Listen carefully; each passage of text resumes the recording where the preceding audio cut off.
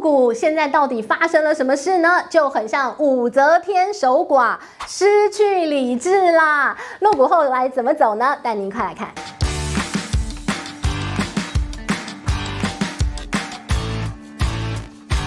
中国股市牛来了吗？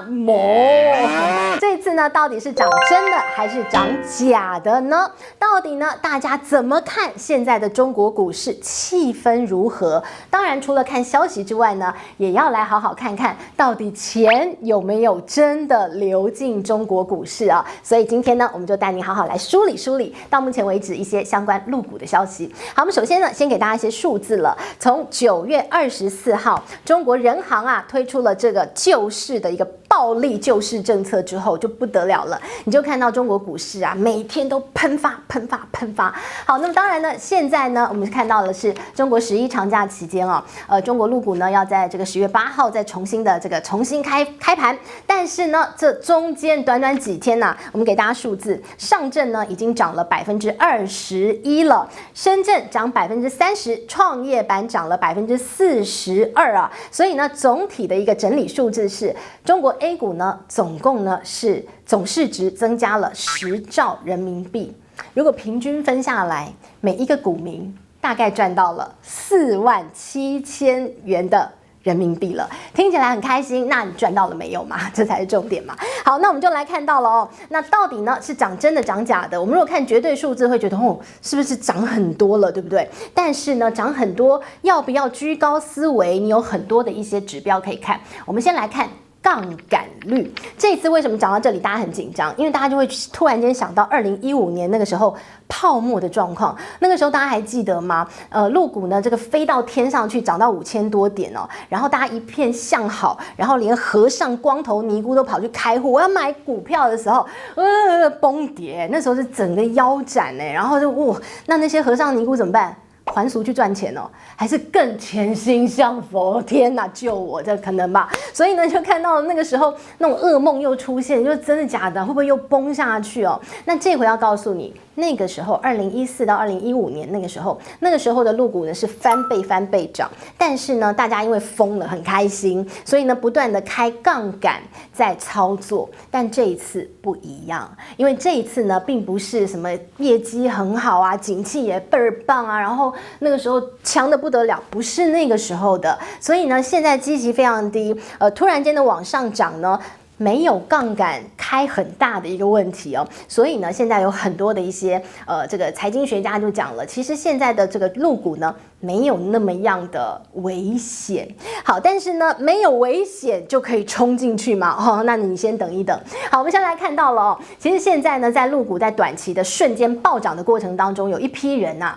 之前很看衰陆股，然后呢，在华尔街的这批人呢，他们就是不停的放空中概股，好，那你一直做空中概股，那陆股一直跌，它当然是赚得很开心啊。但是呢，这个陆股暴力上涨，涨得他们一个措手不及啊！现在这些人啊，每天是这个抱着枕头流泪哦，怎么办？我的钱好。那这些华尔街的人呢，其实在过去一段时间，你在看到了这个陆股不断下挫，然后中国经济下行，然后人民币在贬值的过程当中，哇，他们真的是赚得盆满钵满呢，非常开心，不断的做空中概股，他们觉得这就是稳赚不赔啊。所以呢，华尔街啊，他们还讲说，现在的这个做空中概股叫做拥挤交易，因为大家都在这么做，就像以前在做空日元都是拥挤交易，因为大家就觉得稳赚不赔，是一样的哎。好，那这些人一大堆哦，一群哦，在这个地方，但是瞬间反转，让他们已经损失了数十亿美元，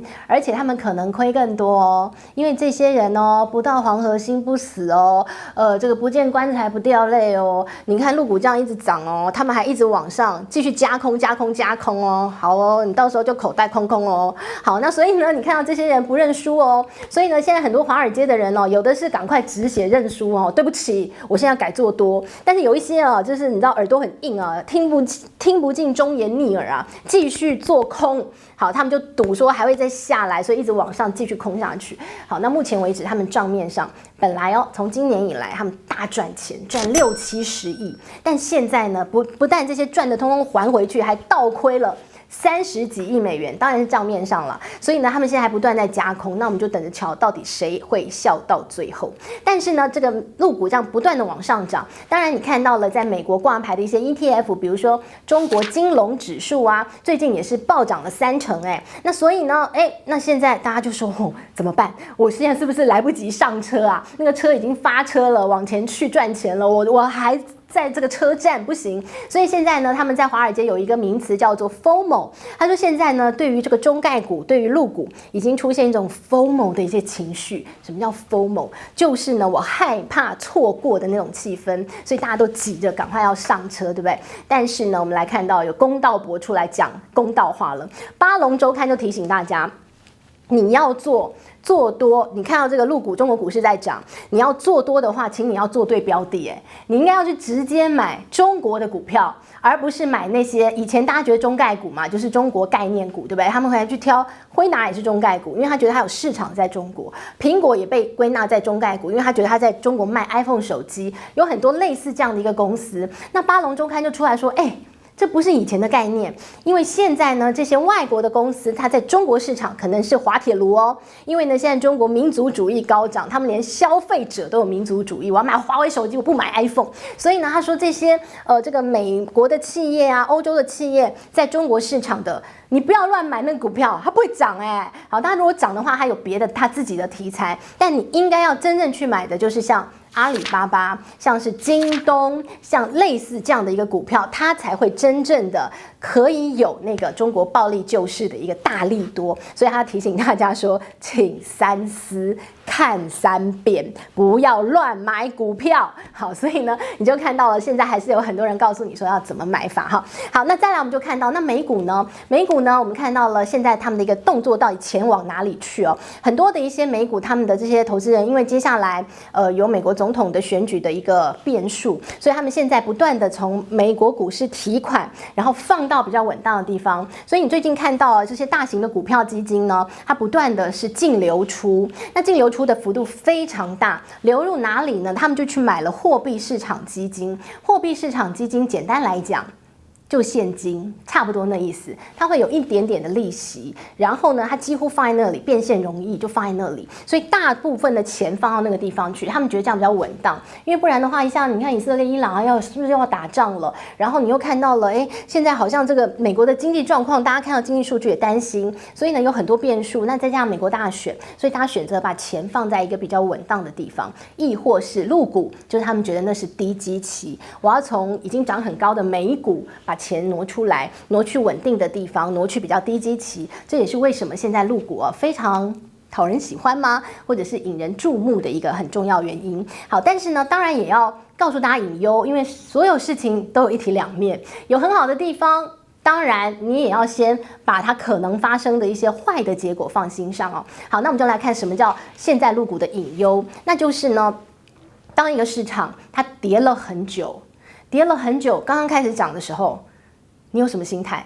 你会不相信，就像现在华尔街那些不断还在做空中概股的人，他不相信的，他觉得你就是那叫什么死猪跳，所以呢，他觉得你只是短线反弹，你最终还是会崩下去，所以他不相信的。所以呢，现在呢，你就看到了有很多人会觉得说，涨起来了，我赶快，我之前套很深的，现在涨起来了，我还没有解套，但是我可以小亏一点，我赶快卖掉。所以你看到现在在中国股市有很多这样的现象，甚至有很多公司的一些高管、公司的负责人、公司大股东，他们都开始卖股票。他们很多都觉得天哪，终于涨起来了，我赶快把我手中股票通通都倒出去，通通卖掉。现在呢，在中国他们也有规定你这个大股东卖股票是需要公告的。所以呢，在最近这几天，你看到陆股暴力上涨的过程当中，你就看到了大概有50多家的公司，他们都公告他们大股东在卖股票。那当然这会是一个忧虑点因为呢，这很可能会陷入一个死亡螺旋。当这个市场好不容易打了一个强心针，人行的一个这个救市组合拳一拳一拳打过来，好不容易不容易呢把这个陆股往上抬，那但是呢你丢了很多资金进来之后呢，有人在提款，本来的人呢，赶快就这个抹这个脚底抹油跑掉了。好，那于是呢，你如果一直是这样子一个状况的话呢，其实这就是一个死亡螺旋，你丢多少钱都没有用，因为里面的人一直在跑掉嘛，所以我怎么填都填不满嘛，就是个无底洞。所以呢，中国人行的一个救市策略哦，其实现在看起来可能还是最终的那个信心问题。那信心呢，要用什么东西让它可以撑住呢？现在还处于那个大家不太相信的一个初期阶段。接下来，如果你看到企业获利没有以前那么糟糕的时候，可能慢慢信心回笼，才可以跳脱那个死亡螺旋啊！里面的人别走了，新进来的资金再加进去，挹注上去，才有可能继续的让这个整个市场健康起来。好，我们来看到有一个长期看好中国股市的人叫达里欧，他是桥水基金的创办人，他非常看好中国，他讲很久了。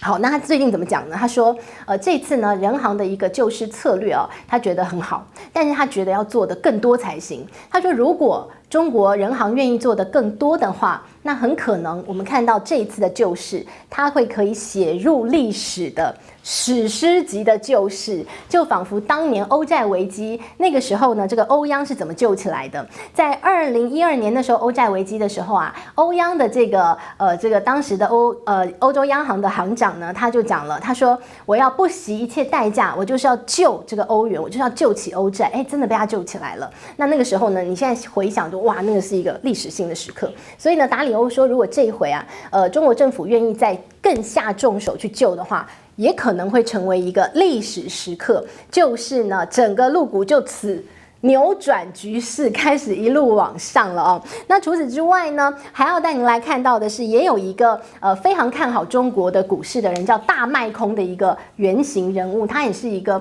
这个避险基金的一个基金经理人哦。那他叫做 Michael Burry。好，那 Michael Burry 呢，他看好的很早你现在要讲他先知吗？但人家赚大钱呢。他在2022年第4季的时候，他就开始买陆股了，他买好多，还买阿里巴巴。那时候阿里巴巴很惨啊，他狂买，还一直加码。然后他还买京东，他还买百度。现在呢，在他避险基金的部位当中，他大概有一半都是这些中概股，因为他的阿里巴巴跟京东跟百度加起来大概就是他的50%左右了哈。好，那他买这么多的中概股呢？不得了，给大家算一笔账，他赚大钱。